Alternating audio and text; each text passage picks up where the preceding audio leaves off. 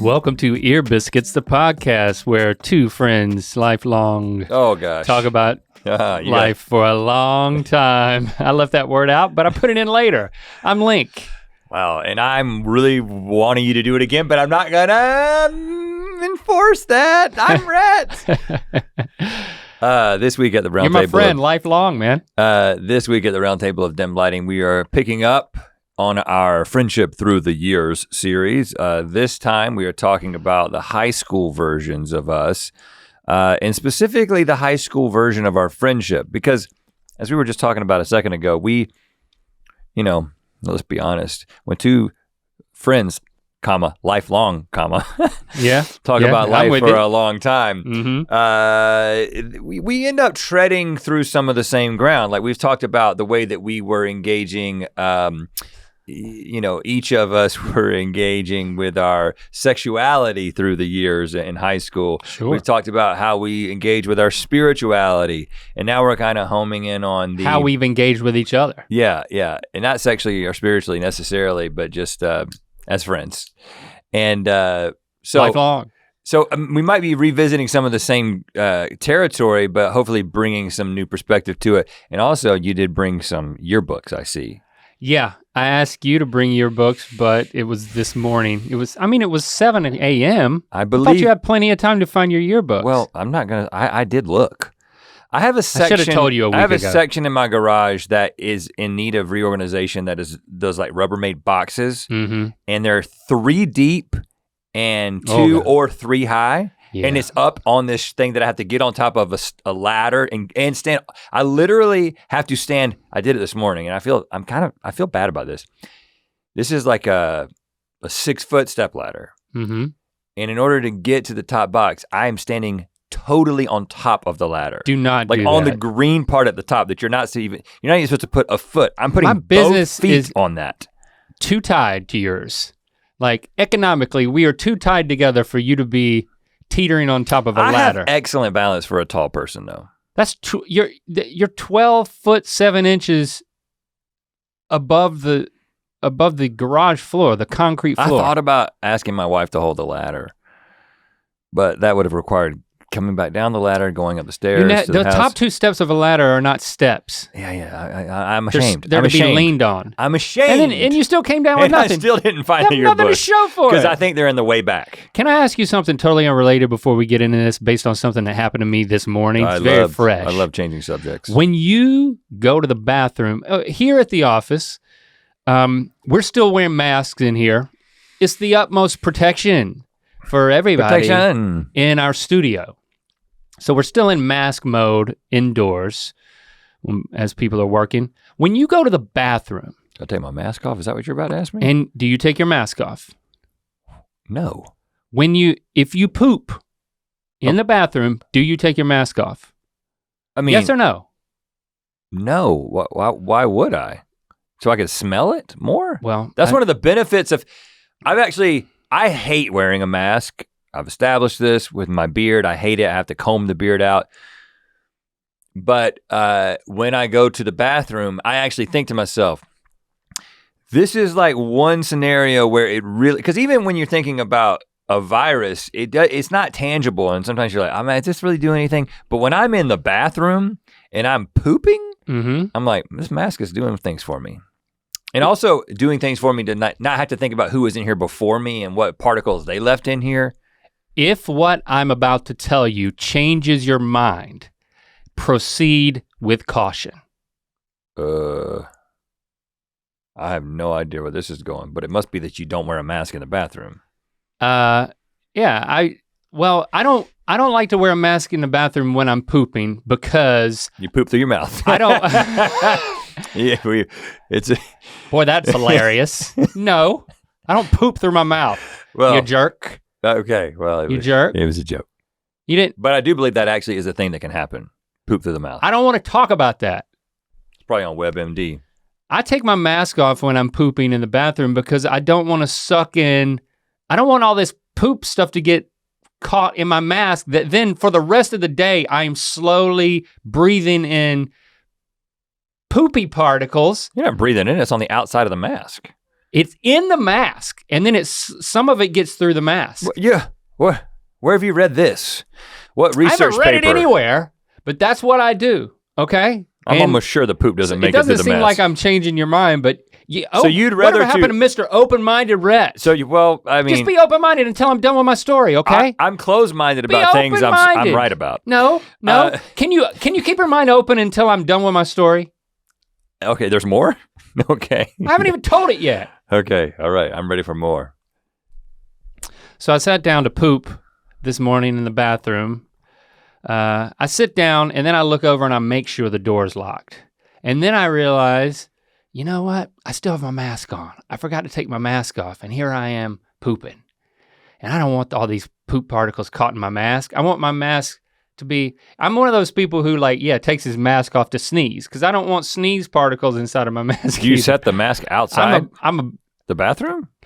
Well, exactly. So what I normally do is I put my mask in my back pocket when I'm taking my mask off for stuff, like when we're filming stuff. So what I did was I took my mask off and then I instinctively started putting it in my back pocket and I almost wiped my ass with my mask. Yeah, this is appropriate. This is how ill-advised your whole scenario is. I never would have told you that, I am on the brink of wiping my own ass with my mask. But I was. I guarantee this has happened with hundreds, if not thousands of people. That makes me feel better. Because think about it. Oh, when you run out of toilet paper? How many people have run out of toilet paper? And up until this point in time, most of us didn't have on masks. Now you've got an ass mask. And people are like, well, I'm gonna go into the bathroom with a mask and come out without one and have to explain this. There was TP in there, but let me tell you, I came a lot closer than I want to admit. Do you still have this mask? Yes, in my back pocket. So how close did it get to your butthole? What? I don't know. Can you just tell? Just sniff it. But see, here's just the problem, man. Here's the problem. Didn't you watch that? I love how you didn't even want to say no. You just sniff it. I'm not going to sniff it. Mike Rowe had this. I'm going to do some podcasts. They do this. Have you noticed that? So they just sit here with the microphone like this. I'm going to start doing it. I didn't actually wipe my ass with my mask. That's why I'm still using it. And it's fresher. Would you like me to tell you, or I can also tell me because I'm here, why your plan is wrong? Nope, that's not what this is about. Okay. I think. Well, then why'd you tell me about it? If you don't think that it's obvious, then it doesn't need to be explained. Well, I think even it's obvious. more important. I almost wiped my ass with a mask. It's obvious why it was a bad idea. But I don't need you to tell me. This is a violation of our work protocol. I mean, as the co-owner of our company, I didn't want to discuss company policy in this scenario, but I will say that there's a vent. Yeah, but in the bathroom, when you've got your pants down, you're breathing hard. And you're in an enclosed space that someone else is about to come into. This is probably one of the top spaces that you should keep your mask on. Mm. And you're taking your mask off and almost wiping your ass with it? Not anymore, man. And you're like, not anymore. You own half of this company? I'll tell you, man. We need to adjust the percentages. All of this mask thing it's so fresh to me. You know, it's like It's very old to me. I haven't quite got the hang of this whole mask thing yet. I think it's picking up steam though. People wearing masks. The only way that your plan would make sense is if just from a personal hygiene standpoint, not from a company policy, because we've already established that you violated that. I don't have COVID. You sound like such an idiot. No, I've taken 2 tests already. Yeah. Well, today. I understand that, but the only way that your plan makes sense is if you were to take your mask. When I wipe my ass with my mask, finish, I didn't sound like an idiot. I just don't like it when you tell me I sound like an idiot. When it's obvious I sound like an idiot. Well, this is for the folks. Don't state the obvious. This is for the folks at home if he's not going to listen to me. The only way this makes sense is to take your mask, put it in your back pocket before you go into the bathroom, which, by the way, would be a violation of company policy. And if you do it outside, everyone would see you do it. So it'd be not only that, it would be setting a bad example. Then you go into the bathroom, do your business, and then come out. That's the only way to follow your logic, which is to not get poop on your mask. Yeah. But you're the guy who's trying to wipe his ass with this mask. So apparently poop on the mask is not something that you've not having poop on the mask. It's not something you value. It's a very ironic what happened. Obviously what should happen is after I'm done pooping, without ever taking my mask off, I should then put on a fresh mask as I exit the restroom. That's what I'm gonna do from now on. Everybody's happy. Yeah, you figured it out. We didn't even need to have this discussion. Let's promote our podcast. Well, we actually have a Mythical Pods TikTok account because we have found that, sometimes things are said on this podcast and the other 3 podcasts that we have, A Hot Dog is a Sandwich, Best Friends Back All Right, and Trevor Talks Too Much. Yeah. All the Mythical Pods, things are said that are interesting and you might be wanting just to get a little tidbit of a podcast, and that works really well on TikTok. Just a little dingleberry. If you want a dingleberry of a podcast, any of our Mythical podcasts, follow the @Mythical Pods TikTok channel. And if you're just not on TikTok because you're like, just one more platform I don't want to get on. Well, get over that. We'll see you soon. Get over that. We'll see you soon. I mean, I'm just telling you, this is your sign. You know how when people say that, this is your sign? Get on TikTok. My recommendation today is gonna be TikTok. So over the course of listening to the rest of this podcast, I'm gonna recommend a TikTok account so you'll be ready. It'll be one of the first ones you can follow. And I'll add to that. So now we're just promoting TikTok. Well, unfortunately, I don't remember the guy's name, but there was a guy who made a YouTube video, and I think you can look this up. It didn't have very many views when I watched it, literally 3, because he had added me on Twitter, and that's why I saw it. But the name of the video on YouTube is Rhett Link Are Assholes. And I watched it, and it was a funny video where he's actually a big fan who's been watching since the beginning and has just discovered that we have a TikTok and that we've been doing all these old school sketch stuff, the old school Rhett and Link days. Because he didn't know about it? I don't know exactly the logic, but I think that was just more of a clickbait thing. Okay. So anyway, this is no longer the ad, by the way. We're back into the show because we're not, we're just telling you to follow Mythical Pods on TikTok, and we're telling you to just get TikTok if you're saying it's not for you, because I'm gonna recommend something at the end. All right? And we're assholes apparently, but in a good way. Look at this photo, Rhett. Look at these photos of us from high school. Look at that one. Describe it. This is your bathroom at your house. We are using a flash camera because that's covering up your face almost completely, the flash. You're in your leather jacket. Yep. And we are both wearing... I was a star soccer player in high school. We are both wearing beanies, which we would have called... Toboggans. Well, I didn't say toboggan. I said toboggan. That's because I was born and raised in North Carolina. I moved to North Carolina at age 6. Moved around. And they still have the price tags on them. What does it say on there? I don't know. I can't figure that out, but we bought these toboggans and we like to take pictures of ourselves. I took one of you. Oh, that's a cool jacket. Very warm. And then you took one of me. I don't know. That's a flattering face. And again, we didn't take these pictures and then immediately look at them. We took these pictures and then waited maybe months before we could see him again because we had to finish the roll and then get it developed. We could have invented Instagram back then, doing pictures like this. Look at this. I mean, look at how much fun we had. You and me got an index in my card. room Is that an index with card? toboggans on. That's a napkin with your tongue being pressed through it to make a hole. I'm taking a very point blank close up picture of you, and then outside of the focus range of the camera. You thought it was such a good idea that then you took a picture of me doing the same thing. And then here's one that's it's tough to take a selfie when you're when you can't take a whole bunch of them. So we were having a good time. Now we were such good friends. This is senior year because you got that jacket. No, I got the jacket after my freshman year. I got my letter jacket as a freshman.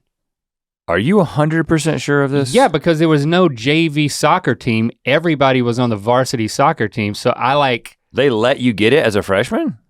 I was on the varsity soccer team. Every varsity player got a letter jacket. Well, yeah. Are you jealous or something? No, I thought I'm 100% positive. Did you get it as a freshman? Yes, because that feels like a little bit of a cheat code. It did. I didn't. I got being honest with you. I played in one game, a game that we won 9-0. I know this because in the yearbook, my mom kept the schedule and she wrote down the score, and we were in the final 4 of state playoffs that year. That was the peak of soccer for Harness Central. Yeah, when I was on the bench. But I got my letter jacket, and I think that's what I remember about starting high school, and it really had an impact on our friendship because, we were so nervous. We thought a lot about beginning high school. We were really in that headspace when we were writing The Lost Causes of Bleak Creek because we put our experiences into that story, and there was so much expectation. But I actually started playing soccer. We had practice like 6 weeks before classes began. And I remember being so nervous because it's like, okay, I'm on the soccer team. There's no tryout. Everybody makes it, like I said. But still, I was nervous because, okay, you got these upperclassmen. Like all of a sudden, I'm playing soccer with seniors and juniors, and I don't know that many people from Bowie's Creek who are going over here and playing soccer. You played soccer in middle school because everybody who liked soccer kind of played, but then in high school, you started to just matriculate, so to speak. So soccer for me was my introduction to high school, and you didn't have any part of that. And then that became a part of my identity as a freshman, as a soccer player. I will say that basketball season hadn't started. I will say, if you don't remember this, is that Coach Randall, is that his name? Brandel. Actively, almost to the point of harassment, recruited me to be on the soccer team. As the goalie? Yes. Because you could stretch out. Well, because I allowed 1 goal in middle school. 1 goal. I was trained by, you remember Peter, what was his name? He was this famous Campbell goalie that I think is in like the Campbell Hall of Fame for being a goalie. Peter or something. And my dad hired him to come and train me. Oh, wow. And I remember being out in the cold and having to learn how to do that thing where you fall on your side. And then my dad got me like the equipment. Just lay out, yeah. I got really good. I could do the drop kick, and I'm like 6, I was already 6'5" going into school. He would actively, aggressively kind of try to bully me into being on the goalie. It almost worked. He had an abrasive personality. I should have done it, man. The stories we could have had. Coach Brandel was the coolest guy. But yeah, you should have done it, man, because, well, I mean, you were focused on basketball at that point. I got to get ready for basketball season. And man, but yeah, Chad Hawley was a senior, and he was a really good keeper. He was great. He was a great keeper. He played, and again, that's one of the reasons why we went to the Final Four. We had a pretty good team, but he was a great keeper. And he played in college. But you would have been groomed sophomore year. You would have taken over. Who ended up? I know Brian Coleman was a goalie for a while. No, he was defense. Yeah, he was a sweeper. He could boot it really, really far. He could do that thing where you're thrown in from the sideline, and you would get a running start, and he would put the ball on the ground, do a flip, and then throw it in. Yeah. And everybody would just be flabbergasted on the other team, and so they would just stop playing. Yeah, it was a great technique. Who was your goalie? Philip Hatcher became the goalie. Remember him? Yeah, and he was good. He was a glutton for punishment, and you kind of have to be fearless. Throwing yourself all on the ground. I think I was a little bit too scared of getting hurt. Also, yeah, you got to throw your body around. I don't like getting hurt. So, of course, I mean, we were best friends going into freshman year, but I had this reconnaissance thing. You were on the cross country team though, and you guys started running before. Not freshman year. Oh, you weren't? Not freshman year. So once classes started, I felt like, I'm wearing my letter jacket. I'm a part of something. I'm getting in where I fit in, kind of thing. I'm part of a team. It actually helped kind of kickstart things a little bit. Well, my brother was a senior. That helped you. And he was a popular guy. It was one of the stars on the basketball team. And so there was this sort of a little bit of a runway set up for coming in as another McLaughlin, right? And I don't know. I've never, especially at that point in my life, I've never been one to like get too nervous about the next stage. I get much more excited about the next stage, right? Mm-hmm. And so I remember before school started that year, there was some sort of like athlete, I can't remember what it was, but it was the first event at Harnett Central before school started. It was an orgy outside.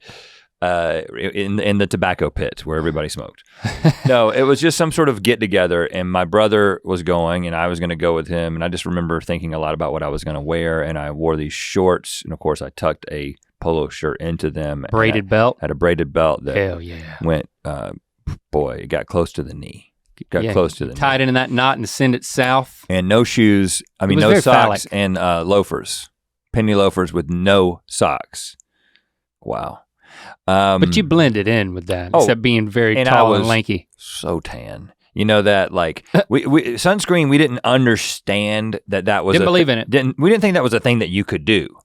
It was like, you don't need sunscreen unless you have red hair, and I don't have red hair. When you get a tan, that becomes your sunscreen. Is what we thought. And by the end of the summer, boy, you were tan, and you'd show up.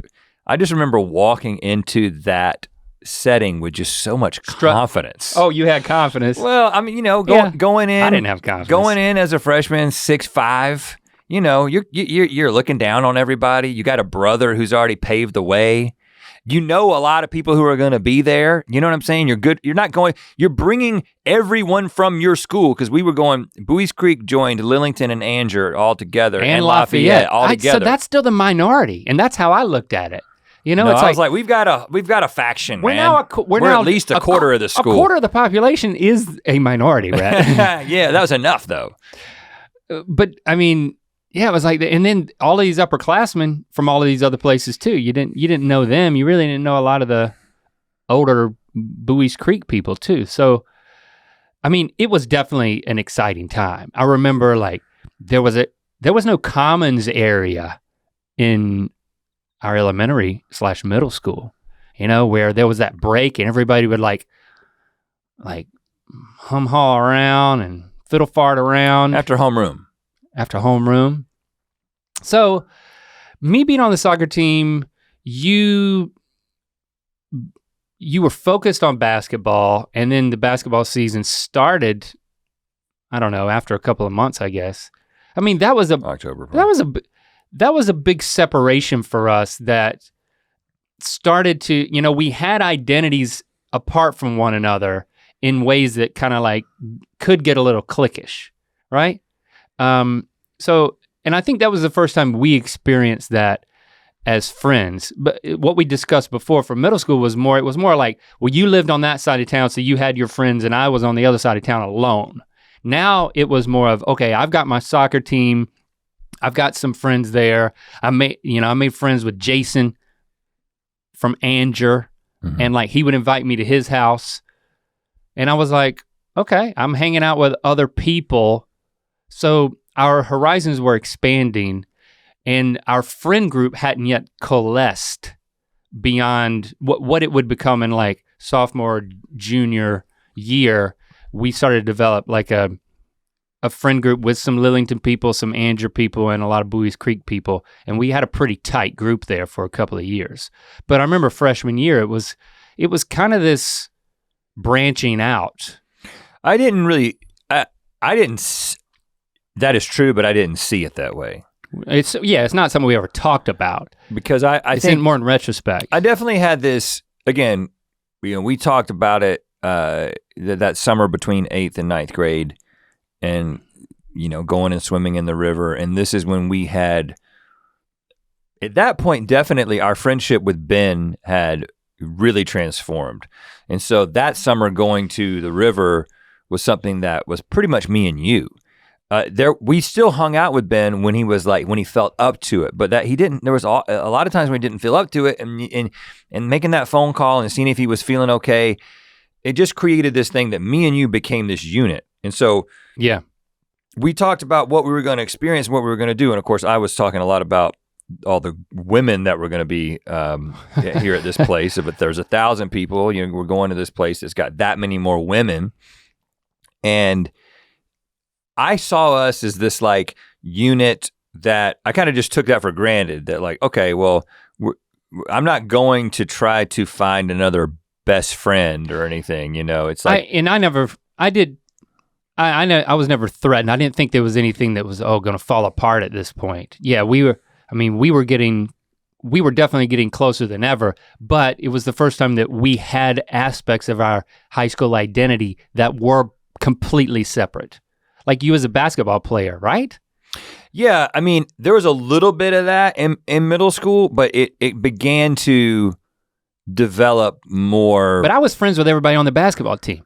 Like in high school, I wasn't friends with anybody on the basketball team. Yeah, that's true, because because it's all new students and there's a lot more of them. So you know the ones that you're kind of hanging out with. Yeah, I mean, the thing, I started to experience this. Now I kind of understand it as the chameleon-like quality of an Enneagram 3 that I never really understood was a thing until I started looking like at personality evaluations. But that's a tendency to sort of infiltrate a particular group and be a version of yourself in that group in order to excel in that group. And so there was sort of the basketball version of me, right? Which is a totally different set of friends because they were all on the basketball team, and a kind of a different way of being. Like that version of Rhett was pretty serious and like committed and worried about being good at basketball, and like kind of thought he was pretty cool because it wasn't a silly environment. Did you have locker room slang? I don't remember that, but I maybe. You were like, boy, I'm flaming some hoops tonight. But you know how you get into a certain environment where, and the basketball team is different than the soccer team, right? Because the basketball team is way smaller than the soccer team, or way smaller than the football team. There's this sense that you're like, hey, we're the 12 guys that they chose for this, right? There's just this sense that like you're kind of in this elite group of guys, and guys especially sort of like embrace that and kind of start to feel like this cool gang. You would wear your uniform to class on the day you were playing, right? You wore a suit. Oh, that's right. You wore a suit you to school. You had to wear a suit and tie. That was the rule. You had to wear a suit and tie on game day. Oh, wow. Yeah. That's wild. Yeah, and so, and that was really once we were on varsity, which was started sophomore year. Okay. But the point I'm making is that there's this like mode, there's a sort of a social code amongst the basketball team where I'm behaving in a different way. And as soon as I'm outside of that environment, I'm not that guy anymore. I'm silly class clown Rhett, you know, which is what I was most of the time. And then of course with you, like we were like, it was a whole different level of silliness. Taking selfies with beanies on. I want to emphasize the embarrassing level of silliness that we were still, I mean, we never really stopped, but yeah, it was just, it was so stupid. We acted so stupid. It was fun, man. Oh, yeah. I mean, when I read through, once I started looking at these yearbooks and I started reading everybody's notes, it helped put things back in perspective. First of all, we went to Trinidad after our freshman year of high school on that mission trip, because all of our friends, all of our church friends were talking about, we were going, and like, you know, the school year had ended and this is like the big thing. We're like going to Trinidad. So that's when that happened. But every single person called me crazy. Like I'm pleasantly surprised, and I'm sure the same goes for you, because people would write about me and people would write about us. And then our closest friends, like Michael and Trent, they would write about me and you. You know, it's like we were these ringleaders amongst a group of guy friends because we were super silly, we were super crazy. All the girls just thought we like had, and I'm projecting my notes onto you because I know it's true of you too, because I just read these. It's like all the girls just thought, in our friend group just thought we were just crazy. Thank you for making us laugh all the time, that type of thing. And then there were people who were not in our friend group who were on the edge who would say it a little bit differently, like, you are the craziest person I've ever met. I have no clue. You know, it's like we were just, and it was a silliness. It wasn't like, it wasn't like jackass, like Johnny Knoxville. Like we would do some daring things, but it really was more about just cutting the fool, like being the butt of the joke if I had to be, that type of thing. Class clowns, and us being a unit that would bring other people into it. Like people, our friend group, the way that I can see in the yearbook is that they all fed off of our energy. And it's just something, sometimes I feel like we've developed personas, because we have. It was nice to go back and like have like a 98% agreement amongst notes that like we were that way then too. You know, we were organizing. We've always been about entertaining people, and so if you think about the things that we ended up doing, there was this. All right, we've got this group of people. Let's figure out, like, let's find a way to do something that's a fun experience. So something as stupid as, let's do that thing where we, in the middle of the summer, we're gonna go to the movies, but on the way to the movies at Waverly Place, we're gonna turn the heat on. And now this is North Carolina, it's 95 degrees at night, 90% humidity. Let's turn the heat all the way up and play heavy metal music really loud. And thrash all the way to Cary. Just to see how much you can sweat. And then when you get out of the car, it'll feel great. It'll feel cool. You'll be sweating your ass off though. And then you'll stink in the theater. And let's get our friends to do that with us. As long as we all stink together. Let's bring more people, and we both are like that, love to bring people into that situation. So I think that this career that we found ourselves in is instinct. About bringing people along for a good time. There's a lot of notes, freshman year notes about, hey, this summer, maybe I can go chase cows with you guys. It was just like, because that's what we had been doing for a couple of years. Like everybody knew that after school, we would go back, your brother would bring you home, Kevin would take me home, and then we would get on our bikes as freshmen. We were still doing that middle school type stuff where it was like, we're going into the woods, we're going swimming in the river, we're gonna chase these cows, and then we're gonna come back the next day and we're gonna tell everybody about it, and as if they missed the best thing ever. It's like, so by the end of the year, people were like, can I come? Can I, maybe I can do that. Well, we did. Camping was later. That was like. But we did eventually bring them along, and we told that story about they all ended up crying. Or several of them did when they almost drowned in the river. And that was a bad move. So there was but back to your basketball identity thing and my soccer identity thing. Yeah, we were starting to branch out, but at the same time, those things like chasing cows and spending, like the default being, if it was when we weren't practicing, like when I had soccer practice every day after school, when that was over, then it was basketball. But then we would always find time, even when, like, the reason why we would chase cows during basketball game days is because you weren't practicing after school, I think. And so it was our only opportunity to still get out there and get back into the woods. It was kind of like those people who love to fish, and they carry around their fishing pole and they're always waiting to, like, I see a water hole, I'm gonna go over there and fish. We were kind of that way about getting back into the woods. And sophomore year, you got your license. We could do that even more. It was close to junior year, I guess, with the summer after that I got my license. But right. That overwrote, like that time in the woods, chasing the cows, the fact that we were unabashedly best friends doing strange things, that was the backbone of our friendship. And there was this identity of, okay, there's the two of us, and are you in on it or not? And I think that's what sort of solidified our friendship and solidified us as a unit, is the fact that, okay, if one of us has this ridiculous idea to do something, it's, there's no question whether the other guy's gonna go along with it. So, right. Okay, I know I'm into this, now let's go and try to get other people on board, but we're bringing this thing to our friends. Like even with the idea to start the band, it's like, okay, Eric gets a guitar and starts playing it. And it's like his intention in getting into guitar is more like, I want to learn how to play the guitar. Maybe get girls. It's like, this is something that I'm interested in doing just personally. It's a hobby that I want to explore.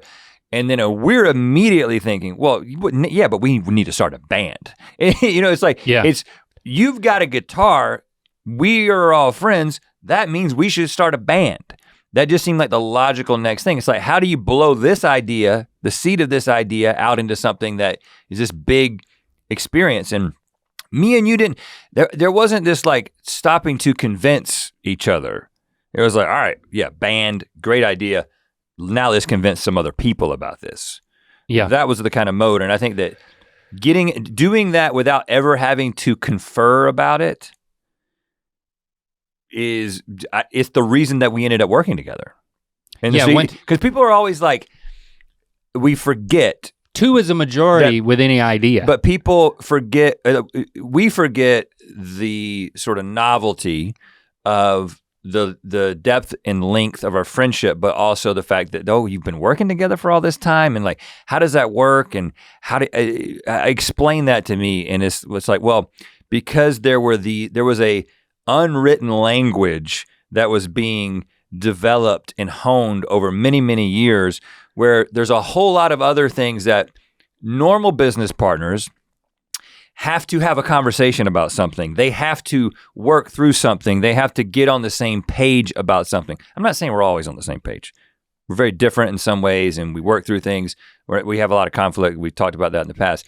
But the core of it is something that there's a lot of unspoken things. And I think that high school, as we sort of broke off from the trio of the 2 of us and Ben, just because of what was happening circumstantially with Ben, began to solidify. I remember freshman year, English class, Kelly Smith, our teacher, she drove a Mitsubishi 3000 GT. And we were in the same class. Boy, we gave her hell, but she loved us because she thought we were ridiculous. We were kind of just a cut up duo. But we were very engaged with what she was doing. She's like, she was super cool. You're gonna do a speech, and we're like, well, okay, wait, we're about to break out for this speech. Yeah. We're very participatory in class. We had a section on film. She taught us the rule of thirds. She taught us, lots of cinematic principles, and then said, all right, guys, you're gonna divide up. I think it was 2 groups. It might've been 3, but maybe just 2. And you're gonna make a movie. Like, who here has a video camera? And you're like, I got a video camera. And Trent was like, I got a video camera. And it was like, okay, so you guys are on different groups. And then she assigned the groups. I got assigned to Trent's group, not your group, and I was really pissed off about that because I was like, we've been what a missed opportunity. We were making videos in middle school. We could be showing this. We could be cutting to a video right now. We would be so much further along in our careers if she had let us work together in that class. So I was pretty bummed out. I don't know what your group made, but my group made a horror movie like a la Scream, involving let's see, a car phone, like somebody calling a house, but then realizing they were calling from inside the house, because wasn't there a thing where you could call your own number and make it ring? Yeah. Can you still do that? I don't know. I don't have a landline. I don't know. You could call and make your, and something about that was like pivotal in the script of like, oh my God, he's in the house. That sounds interesting and compelling. I have no idea what my group did. I think I was more of a cinematographer. I wasn't as much into it because it wasn't a comedy, and you and I weren't making it together. But I do remember it being a lot better than your groups. So I did feel a little vindication. Are you serious? That like I was like, maybe he needs me more than I need him. Oh, you're rewriting history, I'm rewriting man. History. I don't remember yours being better though. Well, I don't remember what I did, but I'm sure it wasn't memorable. I'm sure it was a comedy because I used every opportunity that I had to. And I'm sure you took charge, yeah, because somebody has to. I don't remember. You had the camera, but yeah, I mean that was pivotal. Like that was a great class, and it was like we actually started to that was the first time we started thinking about, oh, there's principles associated with filmmaking. Well, because you watch movies, it didn't register with us. So a question I want to explore, but I know we're gonna read some from the yearbook. So I don't know which one we should do first, because I want to talk about the aspect of like future planning stuff. And that dynamic. Let's see, 1995. So this is 1993. Okay. This will play right into what you want to talk about. First of all, after freshman year, I'm pretty sure we've read this one before. Like your note to me. Link Neal, you have 14 different things going for you. Well, hold on, you didn't read the, I wrote something in parentheses. Charles Lincoln Smith Johnson Neal III. Okay. Okay. I was embellishing. I was making fun of how many names you had. Yeah. You have 14 different things going for you. Oh, thank you. You're very complimentary. But I can only mention one. You have soul. When I say soul, I'm not talking about the kind of soul that Veronica Swan said you had.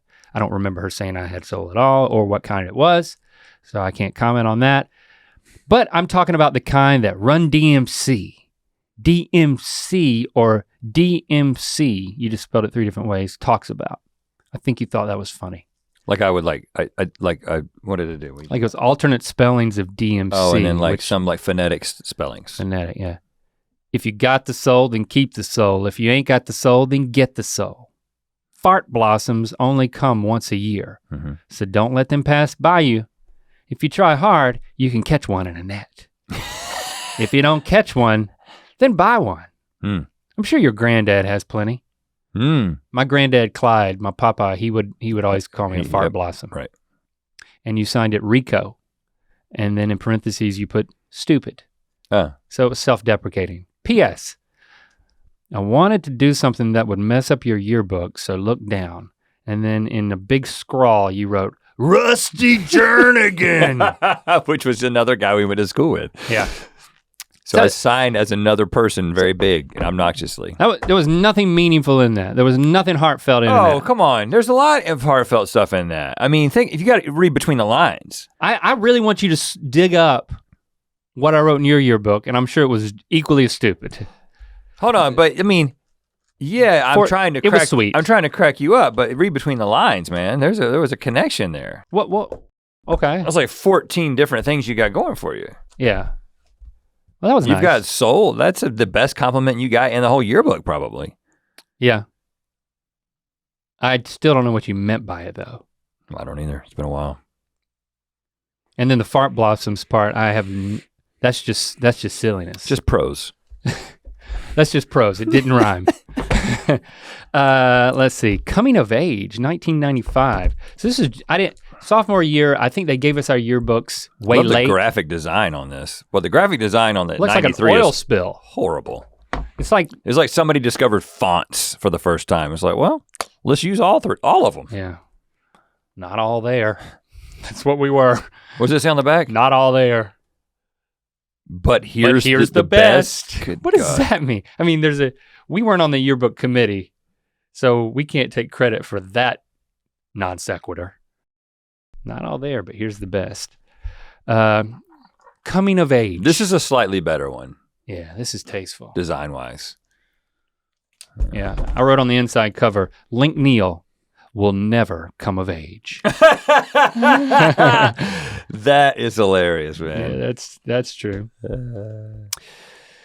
You wrote Lunar. You've never called me Lunar. It's a cute little nickname that starts with an L, but you've never called me that before or since. It was just for this at yearbook. Like the yearbook was an opportunity for just to work out new material. Well, I was hoping you would come of age and start using it as your moniker. But this gets to kind of your point of ambition. Lunar, coming soon to a theater near you, The Judge. The script is to be written. The life is to be lived. Oh. The day is to come, and we will be there. You will be there, I will be there. Let's get there. Wow. Rhett. You signed it Rhett. Wow. Do you know what The Judge is? I don't know, man. It's a movie. I'm sure it's awesome though. It's a movie idea that I think you just made up on the spot for the sake of saying. I didn't expound on it. The script is to be written, the life is to be lived. Yeah. We're gonna write a script and then live it. The day is to come. Yeah, I think we're gonna write a script and we're gonna live the life of making the movie. Well, so we will be there, you will be there, I will be there. Let's get there. Now this is what I wanted to talk to you about. I love this. Because there's a scene in The Lost Causes of Bleak Creek, and you may have figured out that Rex and Leaf are, analogs to Rhett and Link. And yeah, I did. There's a scene in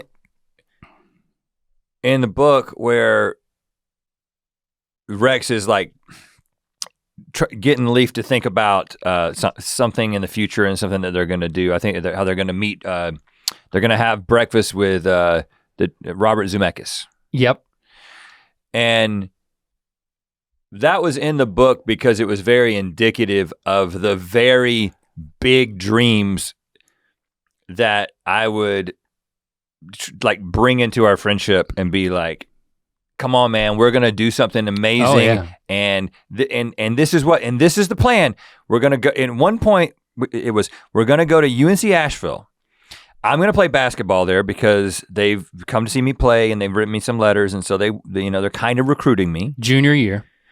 And they have a film school or a film minor. I couldn't remember which one it was. And so, hey, we'll go to UNC Asheville. I'll play basketball. We'll major in film, and then we'll become filmmakers. Yeah. And so the thing I was like, do they have a soccer program? And so no, I didn't. And so I did not care about soccer. The way that I thought, I just knew that you were always going to be into the idea, right? And so it wasn't like I ever was like, all right, I got to have this conversation with Link. It was more just like, it went without saying that if I said this kind of thing in your yearbook, even though I'm kind of just screwing around, but like I'm like, we were having these discussions, setting an intention about like the future in the cow pasture, like the discussions that led to the blood oath, which I believe, like, I don't know when we've dated the blood oath in the past. This had to be around the same time. But if I had to put money on it, I think that the blood oath is around after sophomore year, sometime in junior year. That's when you're that's when you're formulating this UNC Asheville plan. You're like, you're thinking about your future, your parents are thinking about your future, the counselors are telling us to apply to places. That would have been between junior and senior year because I wouldn't have been getting any interest. I got interest well, that's late. That's late to do the blood oath. The blood oath was earlier. What I'm saying is that I'm just saying the UNC Asheville idea because I played AAU basketball and had a pretty good junior year, and so I wasn't getting college letters after sophomore year. Okay. So that was when I think the blood oath could have been that late then. It could have been maybe late junior year. Or summer after junior year. Is that when you did AAU, summer after? Or during junior year? I did summer after, sophomore and summer after junior. Okay. So in that realm. So we were having this conversation, so then there wasn't, the judge is not a specific idea we had. No. But you made it very specific in the yearbook because that was just a choice you made. But it was a reflection of deep, bloodletting conversations that we were having in that cow pasture. We never stopped going to the cow pasture throughout high school. We've been back too. We did not outgrow that. And if you want to see Good Mythical Morning, we go back to Bowie's Creek and we did a 3 or 4 episode series where we literally take you to the places that we're talking about. So check that out. But yeah, I mean, you orchestrated in your mind this UNC Asheville plan. It was a compromise to with your dad thinking about, okay, he's giving you so much opportunity and you've capitalized on it when it comes to basketball. Well, this pays that off, but it also gets you into a film program, which is something that we wanted to do. And then how did I respond to that? I mean, you said you knew I would be on board. I think that's a dramatic understatement because for me, I didn't know how to engage in the future. I didn't know how to make plans. I wasn't, my mom wasn't having conversations with me about like, hey, you can take this thing you're interested in and turn it into the rest of your life. Like you were having those basketball conversations with your dad, right? So for me, and that's just not really the way that I think, but I had this like deeply rooted feeling of like, maybe it's even attachment to our friendship, So it's like, I'm sure it wasn't my idea to go to summer camp back when we did that years earlier. But I was like, well, if Rhett's gonna go, I'll go. I still may hate it and be the one that means we're not gonna go again. But we're hatching these ideas of like, okay, we make videos for presentations. We are funny. We're a duo. Like that was our biggest identity in high school above these other things we're talking about. So for me, without knowing the application of it, I was just like, I'm comfortable in this friendship. I have hopes. I don't know that I had my own dreams. I had my own hopes. So I kind of felt like when you brought the dream and attached it to, it's like my hope immediately paid off.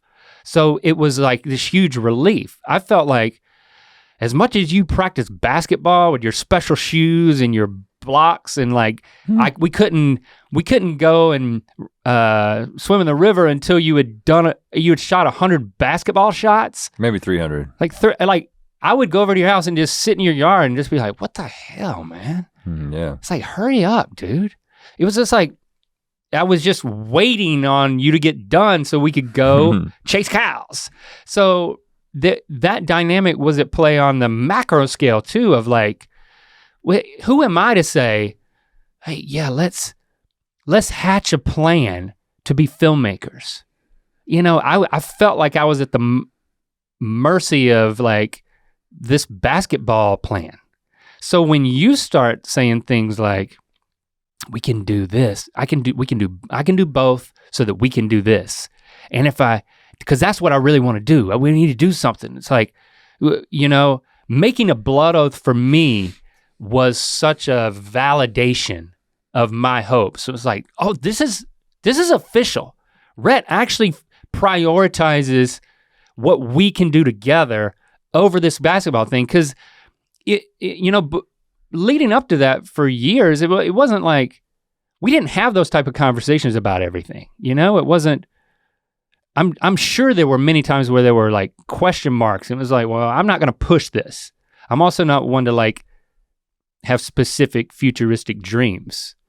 So once you made it official with the oath, and then once you start making these plans, I'm like, yes. It was like a relief to me because it's just something that I was hoping that would come together, but I couldn't push. And then when you come back and you're like, once you realize that's not gonna happen, and the reason that, and what happened, we got very serious about the band that summer. That was when, after junior year. Yeah, so that was when, towards the second half of junior year and the summer before senior year is when, kind of in that time frame is when our music went from singing like country covers, 2 lead singers with cowboy hats and white t-shirts and jeans to like, I'm gonna get a guitar. I'm gonna learn how to play guitar and write music because I feel like we need to take this in a certain direction. We don't need to be like playing other people's songs. We need to be writing our own music. Yeah. And I tell that story like I was embarrassed that we had 2 lead singers and so I started playing guitar. That's the joke version. The real version is I was like, we need to write our own music. If we're gonna be a band, we need to be defining some kind of style or something, right? And it doesn't need to be the Eagles. Right, and so. Which is what Benny had written in the 70s. And again, I am, if I'm really good at anything, it's drinking my own Kool-Aid, right? It's like I am great at making and drinking my own Kool-Aid. That's kind of what propels me. I think I like it too. Apparently, my gasoline is my Kool-Aid, and so once we start writing music, by the time basketball season rolls around, I specifically remember thinking, okay, I'm gonna do this because I have gotten to this point and I've done all this work for basketball. And so I'm gonna try, to some extent, but I'm not gonna play college basketball. Like I had made a decision before I even started playing my senior year that I wasn't gonna play college basketball. I wasn't telling my dad that, but I was kind of like, I'm gonna do well and I'm gonna shoot a hell of a lot of threes, but my future is as a rock musician. You know what I'm saying? Like that's what I was thinking. We were both so aligned. We were both so committed to the band that it was much more real right then than being filmmakers. Right. So and it wasn't we'll it. Never make videos again, but it was like right now the thing we're trying to break into is this music industry, and specifically the Christian music industry at the time in a very particular time and place. So that's why that dream went away. So I'm actually interested to see what, I don't know if this has anything, our senior the 96 yearbook has anything to do with that. Yeah, like the thing that I've found here is the senior what's it called? Like your last words is your senior quote. Senior quote, that's what it's called. Now, I'm gonna guess that what I would say in this situation and what you would say in this situation wasn't actually true, but was more about what are people going to think when they read this? And are they going to laugh? Are they going to think that we're weird? Or it was more about how people would perceive it. That's how I would have approached this. So that's what I'm guessing going. This is a public statement, so it has to be. This is not a personal mission statement. I, Rhett McLaughlin, leave at the speed of a plunge from the 75-foot plunge cliff with a pod at my side. Get 'em dogs with a Z. So do you want to let me read mine and then we can decipher both of them. Let's see. I, Link Neal, leave with the boys, pondering the pod, Acapulco, wax paper dogs, and various excursions. We mentioned all exactly the same things. Knowing Harnett Central High School will catastrophically crumble in our absence. Catastrophically crumble in our absence. That's funny. So, which, by the way, that phrase, knowing that it will catastrophically crumble in our absence, is totally something that my son would write in his yearbook. Like, just like this fake bravado that he just, I don't know, that's his sense of humor. Which son? Lincoln, not Lando. So Lake Acapulco was a lake in Lillington that was an old rock quarry that had been where you would break in and you would jump the fence and you would jump off of the cliff, which was actually probably 35 feet. It was very tall, but it wasn't 70. It's taller from the top. It wasn't 75 feet, but it's probably 35 feet. It was enough to, if you didn't land right, you get hurt. Yeah, so that's what you called the plunge cliff and I called Acapulco. Yeah. Yeah, because by senior year, that was the thing that we were instigating groups going, jumping the fence, and hopefully there'll be a full moon so you could see. But I mean, it was scary jumping off of this cliff because it was a swimming hole. A lot of military people would come up from Fort Bragg and swim there and get drunk, and some of them would jump off, and a few people died. Yeah. So they closed it down, and it was never open, day or night. It was abandoned. I would love to go by there. I know it's so close to my Nana's house, but yeah. Jumping off of that cliff in the dark was petrifying, and if you hit wrong, you could really get hurt. And we talked all of our friends to jump, like boys and girls, to jump off of that thing. It was terrifying. Mm-hmm. It was so great. It became this rite of passage, and of course we were the instigators, and then everybody did it because we made them do it. Well, there's a peer pressure. Yeah, everyone gets a really hard time if they don't do it. Yeah, it wasn't just us, but it was our idea. So yeah, I guess senior year, that was like the big thing that we were getting people to do. So you were leaving at the speed of a plunge off of the Lake Acapulco cliff with the pod at my side. So that was the camping pod. That was the group of guys and occasionally girls who would camp by the river. We were very proud of that group. Right. We started letting them come out and chase the cows with us at night and camp with us. It wouldn't just be the two of us, but it'd be a group of us. That was fun. I mean, the fact that we didn't go out there and drink.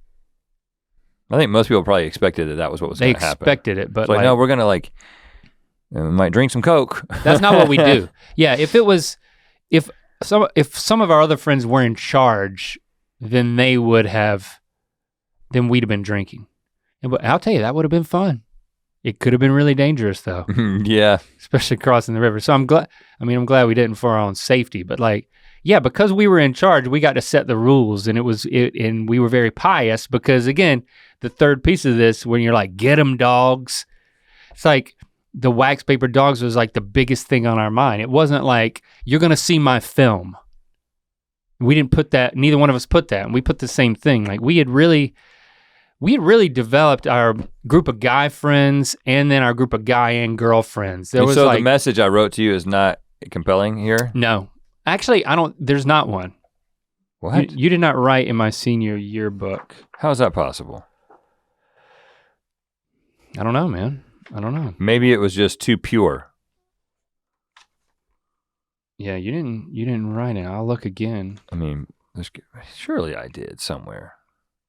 My girlfriend. Whoa, that's tiny font, man. She wrote a lot. Yeah. I learned from this that we've been dating for 3 months. When I graduated. That's really late to start a relationship. Yeah. You should have thought twice about that. I didn't. So that's why it was like it lasted through freshman year because it had just started senior year. Like I came back and went to prom with her. Oh, you did that? Yes. Oh, college boy coming to prom? Because she was a junior. Yeah. Like when I was a senior, she was a sophomore. So yeah. That was a bit more acceptable at the time. Just to throw that out there. We're very old. And here's my good friend who was my girlfriend and then my Why did she stop? Enemy. She was leaving room for somebody else to write something. I guess. Maybe no, me. you didn't. You Go did to not, the front. You did not write in my yearbook. Maybe I wrote in the front. No, you didn't. That's it. This is sad. You'll have to see if I wrote in yours, dude. But yeah, so it's not that big of a deal. Well, I mean, I guess it can't be because that didn't happen. Maybe I'll write in it now. But we had this group of friends. First of all, talk about the prom. We have that iconic prom photo in my girlfriend's front yard where we're shaking hands and we got the one leg lifted in the air. Well, I found these photos I took before we went to my girlfriend's house. My mom took pictures of just me and you in my kitchen. Mm-hmm. And boy, we're doing the pointy fingers. Oh, we're going to the prom, but tails. Not together. We do have dates. Working your tails. Oh, it's me, you in the fridge. Oh. Me and you thinking about how much fun the prom is gonna be.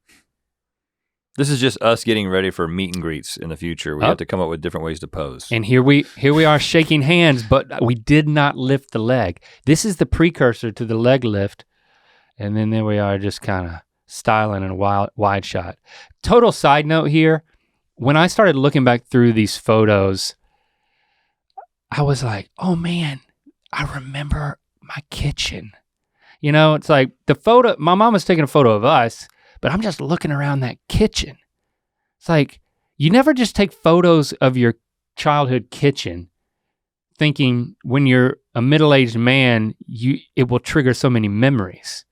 But I remember that. I still haven't pantry. done the thing that, I talked about this a couple years ago, taking that 360-degree camera. I know, we need to do it. And taking pictures of the inside of the house so my kids will always remember what their rooms looked like. But I gotta do that before Locke goes off to college. But if you look at, this is when we were at the graduation party at the Maranatha Cafe, and you just look at all of our friends and a couple of them were dating, I dated, some of us had dated each other and then broke up and still stayed friends. And I miss these people, man. The last time we had a reunion, I wasn't able to go because there was a hurricane. Yep, I went. it's like, you know, you go back home and like we really had a special friend group where it was like, some of them put up with our piety, all of them put up with our craziness, and a lot of them were along for the ride with our crazy ideas. Like, we're gonna cross this river with everything we got in trash bags, and if you get swept down the river, we'll come get you. Just go to that bank, not back where you came, because then you'll have to cross again. Like, that was the instructions. And keep your feet in front of you so you don't die. They were petrified. Then we're getting them jumping off cliffs, but like going over there and camping, and you know, it's like you're just staring at this photo like, are the memories flooding back or something? I'm just looking at everybody. I mean, and to think about, we are younger than Lily is now. We're younger than Locke is now. And I just think, I remember- this is almost the exact, I mean, this same age as Locke. This is the same age as Locke, yeah. And almost the same age as Lincoln right now. And I just think, I remember thinking about how much I had figured out, you know? Really? I just thought we were like, I thought I was a fully functional human. I was not. Well, yeah, I mean, just to say the least, yeah. Yeah, but, I don't know exactly what I'm thinking, because you know, I'm you know, and trying to relate this to the dynamic of our friendship. It was such an interesting thing, because we felt like there was something special between the two of us that sort of eclipsed any other connection we had with other people. And that had begun to solidify because of the dynamic that I talked about earlier, about just kind of being on the same team conceptually in the way that we wanted to approach life and deal with things. And then, for whatever reason, and we explored this in a different episode, but we got so serious about our faith, and everything became about the Great Commission. You know, it was like our lives are gonna be about the Great Commission. Yeah, we're gonna be in a band, but that is superseded by this idea that we're doing it all for the glory of God.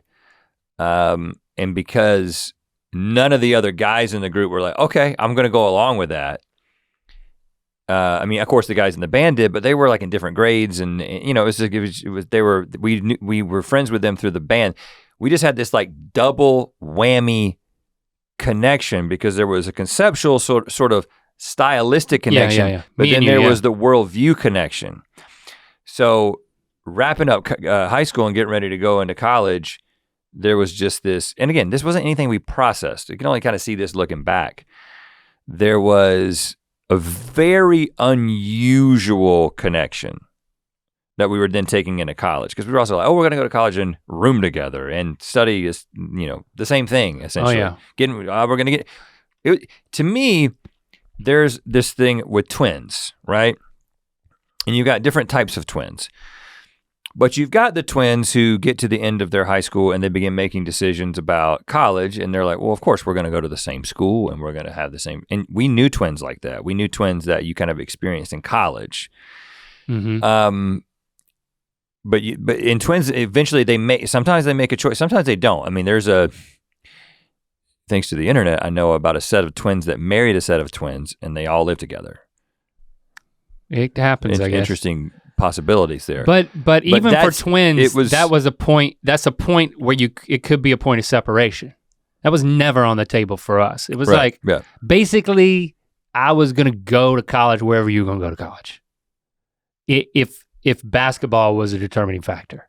Right. And then when it just became about, well, you're good at math and you're good at science, so you should go into engineering, and that's true of both of us.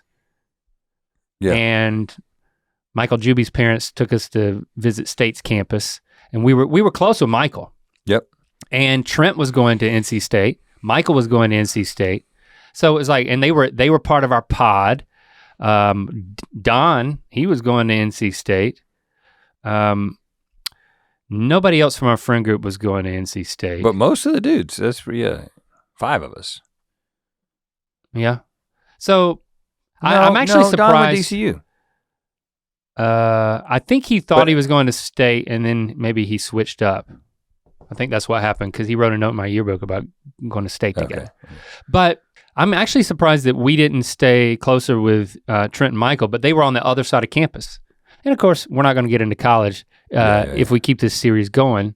And maybe we should. You know, we always think we've told all these stories, but like looking at it through the lens of our friendship, I think there's a different dynamic there. So it's like we were bringing that, like this twin energy, I guess to follow your logic here, into our college career. And but yeah, looking back on high school, it was, I mean, we had all these different ways that we didn't even talk about the church aspect of it, but yeah, that's kind of what the band grew out of. So there's so many different like identity defining elements of our high school career that then were all pretty rewarding. And our friendship group was also a big part of that. I think that's my takeaway, is that like feeling a little sappy about the friends we had back then. And we had a good friend group. And when I read the note, not everybody has that.